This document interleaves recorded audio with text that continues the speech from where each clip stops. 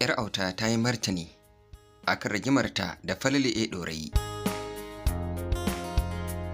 Jarumar Kannywood wadda ta fi ƙarfi a ɓangaren barkwanci, nishaɗantarwa da ba da dariya, wato jaruma Hauwa Garba, wadda ake wa laƙabi da Sabira ko kuma 'Yar Auta a cikin shirin Gidan Badamasi na tashar Arewa 24, ta fito a fusace ta mayar wa Umma Shehu zazzafan martani akan kalaman da Umma Shehun ta yi a kanta dangane da rigimar da ke faruwa tsakanin 'Yar Autan da FalaluA Ɗorayi. Tun da farko dai, Umma Shehu ce ta fara fito da wannan maganar a daidai lokacin da maganar take a sakaye a ɓoye ba wanda ya santa. Sai Umma Shehu ta bayyana ta fito da ita duniya, wato hargitsin da ke faruwa tsakanin FalaluA Ɗorayi da jaruma 'Yar Auta ko kuma Sabira, inda Umma Shehu ta yi wa 'Yar Autan wankin babban bargo. Umma Shehu ta yi magana cewa Sabira ko kuma 'Yar Auta ta yi ƙorafi a matsayinta na jarumar cikin shirin Gidan Badamasi cewa ba ta da lafiya, amma an yi biris da ita, an yi watsi da ita, an ƙi taimaka mata. Wato Sabira ce take wannan ƙorafin, in ji Umma Shehu. Har ma Umma Shehu take faɗa cewa wai Sabira ta ce ta ma fita gaba ɗaya daga cikin shirin Gidan Badamasi saboda nuna halin ko in kula da aka yi mata akan rashin lafiyar tata.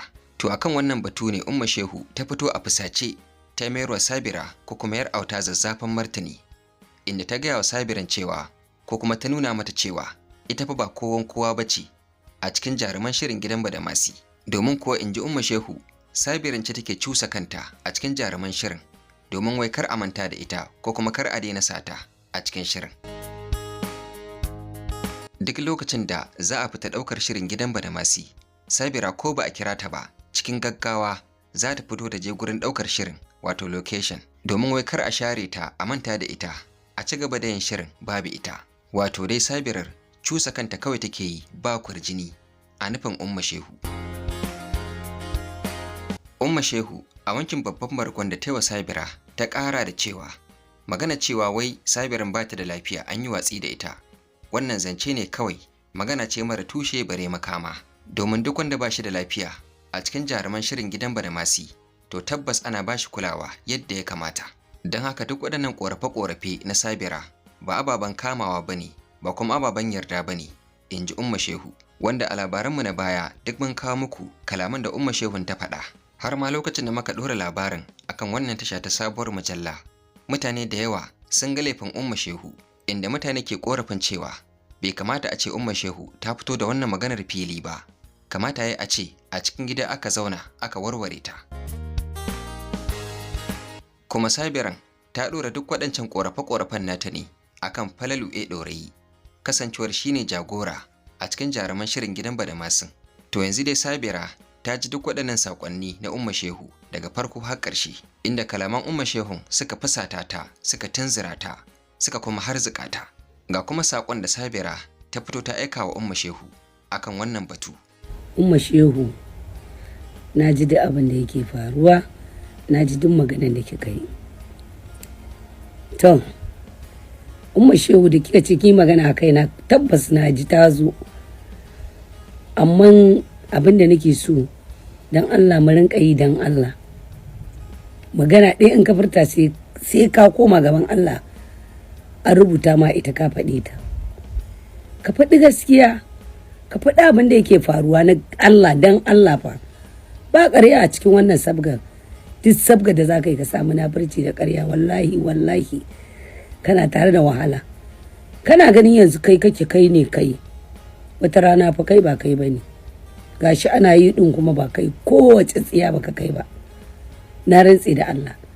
Umma Shehu, Gidan Badamasi, na gode wa Allah, na gode wa Muhammadu Rasulullahi sallallahu alaihi wasallam. Falal ya kira ni, na zo ya sa ni Gidan Badamasi, kuma na yi Gidan Badamasi, kuma sai a yi maka abu saboda kar a daina saka Gidan Badamasi ya kai shiru. In kina so a yi tone-tone, yanzu za ki ji wannan, in kika ƙara sai an yi tone-tone wallahi. Ku abubuwan da kuke faɗa akan Baba Falalin ba shiru ake ana kyale ko ba a faɗi. me baki cewa ke kanki, me baki cewa ko radda aka yi abin kafin ma ai abin an mun wani abu na kawo korafi a gare ki kika ce in yi haƙuri kuma haƙuri kuke ko ba haka ba. Ɗai ne wanda bai tsaye gumi akan baba Falalu akan aikin gidan Badamasi. Kowa ya faɗa, na ji ni ma na faɗa, ni kuma faɗa ta ita ce wannan. Ban da lafiya an kai ni kemis, da aka kai ni kemis aka ce low bp ne, aka auna ga low bp na ya sauka, aka ce a ƙara min ruwa, ce ɗiya ce muna cikin aiki a yi dai abin da ya kamata. Aka bani ruwan gishiri da siga da magunguna, har aka ƙara min da maganin asma. Muka dawo da kansa ce ɗiya siya ruwa ya haɗa mun na sha. Da na sha na tafi ɗaki, ni kaɗai dama aka zo da ni kafin a kawo ku. Bayan ya zo, bayan na dawo, tun daga radda aka yi da asibitin nan, radda muka je ne dama washe gari, ba wanda ya ƙara zuwa ya duba ni. Kwana na ɗaya a kwana na biyu na dawo. Falalu shi ya tara mu ba Falalu shi ya tara mu.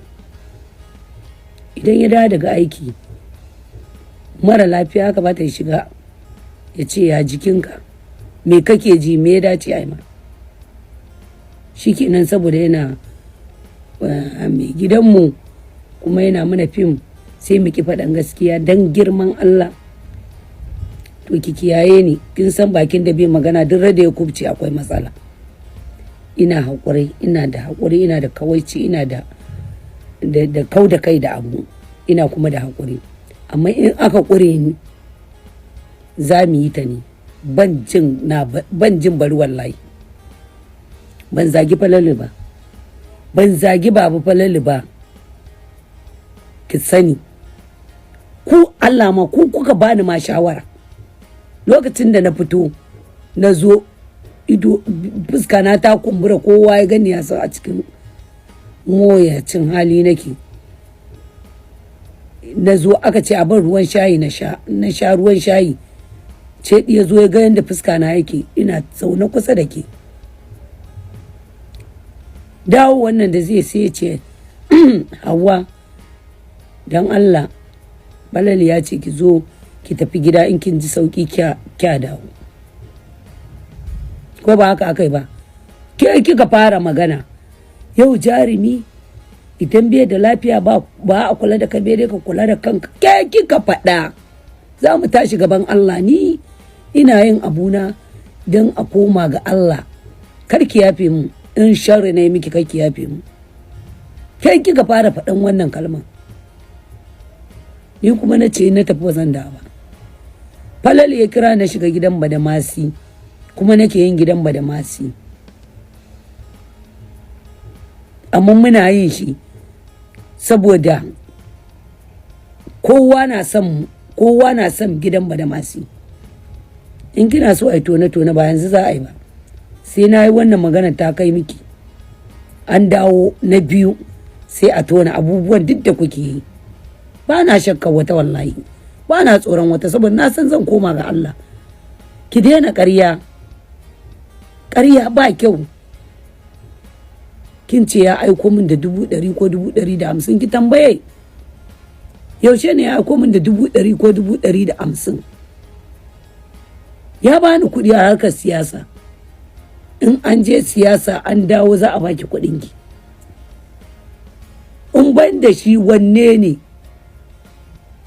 Sai wani kwanciya da na taɓa yi, sa Hadiza Kabara duk kwanciya da zan yi Allah ya saka mata da alkhairi, Allah ya daɗa buɗe.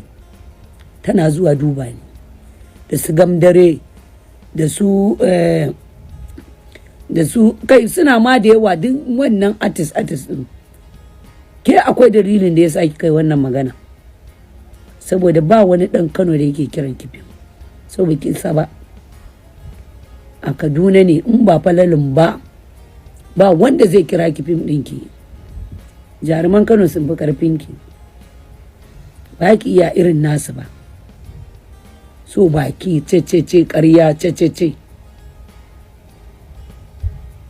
ya laki da ko abubuwa ki ƙarya kin ce ina zuwa gidan kudu ina shawo sanyi kuma da cuta na gani wallahi ba na goron cuta duk wanda na gani da cuta idan in ce ya Allah ka yaye mai ba na goron cuta Allah ne ya dora mun bai isa in dora kaina ba ko bai isa in yaye wa kaina ba Allah da ya halicce ni shi ya dora mun kuma cuta ki sani kafara ce wallahi ba kowa ake dora ita ba sai mumuni in gaya miki dai miki daga na faɗi gaskiya ƙarya ne idan sharri ne ko ƙarya ne Allah ubangiji ya tashe mu ya saka muku ko ya saka mai in ba a yi min haka ba ko ban da lafiya low bp ina ta amai kin ci an ko a daidai zau an yi shata ya kai ni tasha ƙur'ani ƙarya kike